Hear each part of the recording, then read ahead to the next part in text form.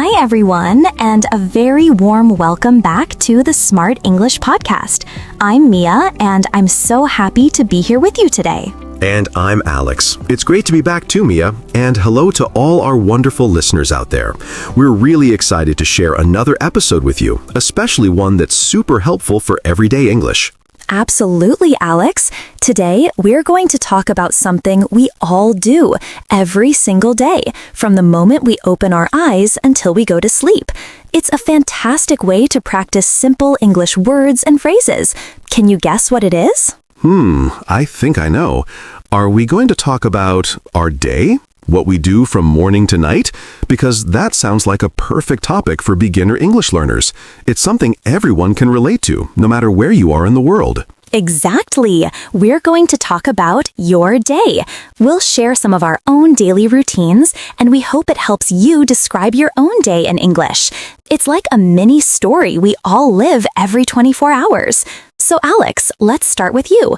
What's a typical morning like for you? How do you usually kick off your day? Oh, my morning. Well, it usually begins quite early, around 6:30 a.m.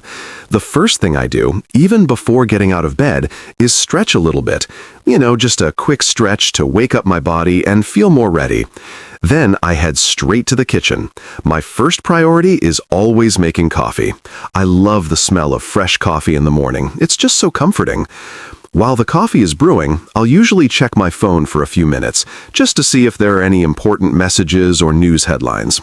Just a quick glance. After that, I make a simple breakfast, maybe some toast with jam or sometimes yogurt with fruit. I try to eat something healthy to give me energy for the day. And then, before I leave for work, I always make sure to pack my lunch and a water bottle. It helps me save money and stay hydrated. So yeah, that's generally how my morning routine kicks off. It's pretty consistent. Wow, that sounds like a very organized and healthy start to the day, Alex.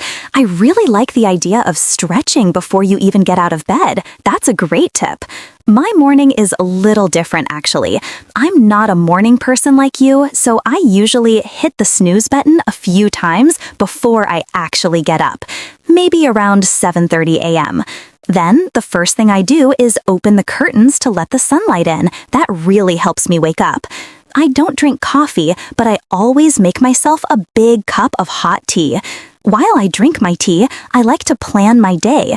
I write down 3 important things I want to do on a to-do list. It helps me focus. Then I'll take a quick shower and get dressed. My breakfast is usually quite fast, maybe just some fruit, so a bit more relaxed than yours, I think. That sounds lovely and peaceful, Mia. I like the to-do list idea. It's so helpful to have a plan.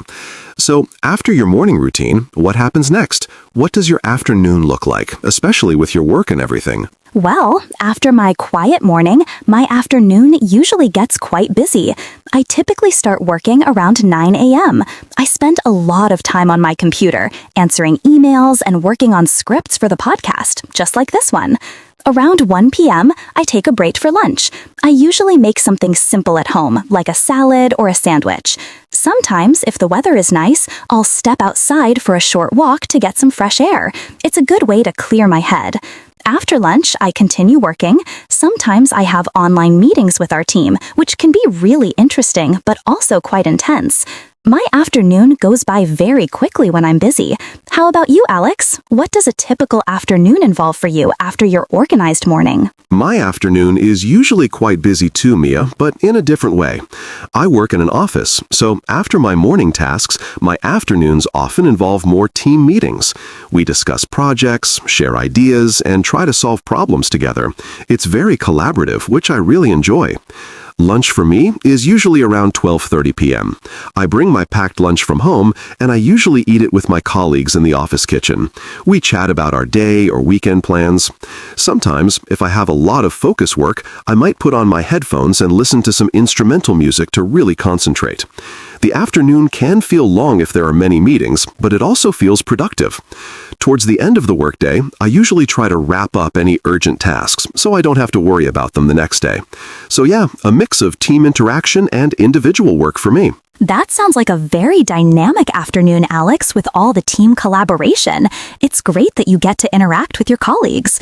Now, let's move to the evening. After After a busy day, how do you usually wind down? What does your evening look like from dinner to bedtime? The evening. This is my favorite part of the day, when I can finally relax.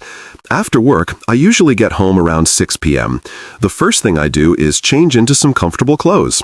Then I start thinking about dinner. I enjoy cooking, so I often make dinner myself, maybe pasta or a simple stir-fry. While I cook, I sometimes listen to music or a podcast.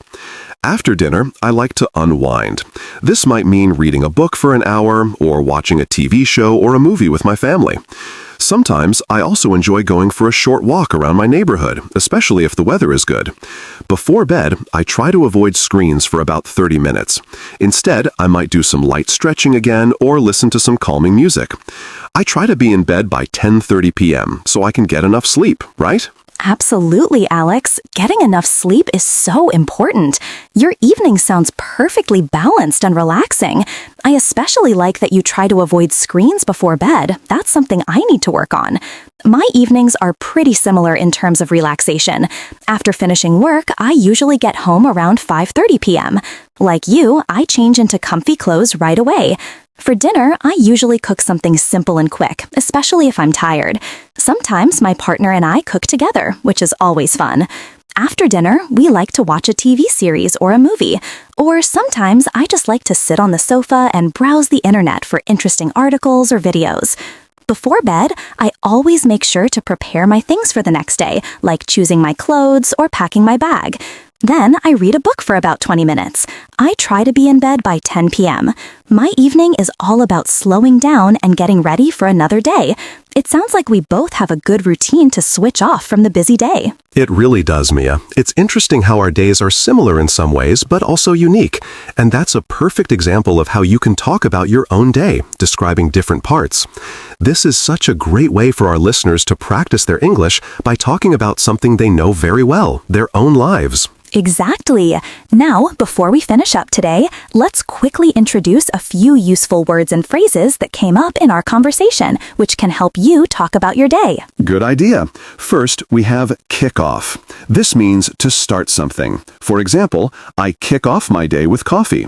It's a nice informal way to say start. Next, we have to-do list. This is a list of tasks that you need to complete.